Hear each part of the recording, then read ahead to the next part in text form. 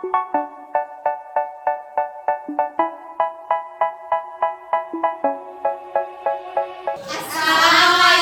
warahmatullahi wabarakatuh.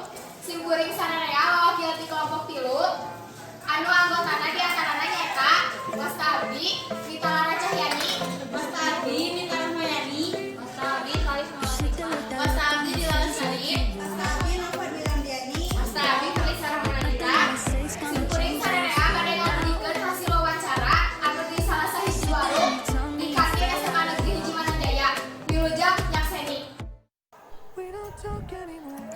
Dina ieu video, kelompok 3 bade nganarasikeun hasil wawancara jeung salah sahiji warung anu icalan di kantin SMA Negeri Hiji Mananjaya. Jenengan anu diwawancara teh nyaeta Teh Lina anu yuswana parantos 25 tahun. Anjeunna linggih ti kebon kalapa patrol. Teh Lina teh icalan di diena atau salami 2 tahun.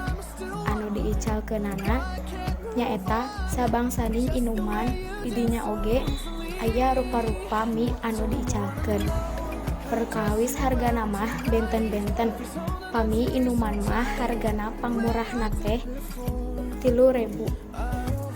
Pami kangge mie mah mung 5.000. Modal awal kangge icalan teh saurna mah 8 juta rupiah. Saurna mah anjeunna teh osok meser bahan-bahan kangge icalanana di pasar Cikurug. Kangge kekengingan per harina anjeunna kenging kira-kira 700 dugi ka 800.000 rupiah. Teh Lina mimiti icalanana di tabuh genep dugi ka tabuh 3. Anjeunna icalan di dieu teh henteu ngalira, tapi dibantosan oge ku kulawargi. Saurna saacan icalan di dieu, anjeunna icalan di SMA Negeri 5 Tasikmalaya. Dugi ka ayeuna ge angger icalan di ditu. Janten anjeunna teh gaduh 2 cabang kangge icalan nu kieu teh.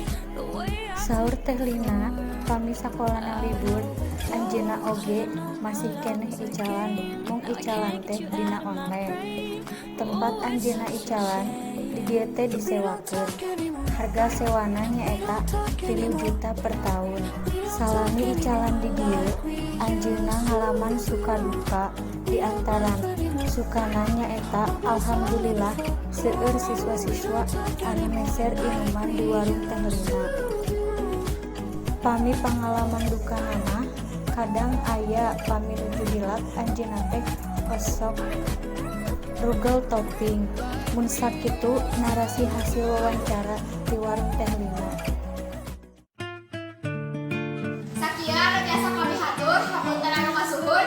Wassalamualaikum warahmatullahi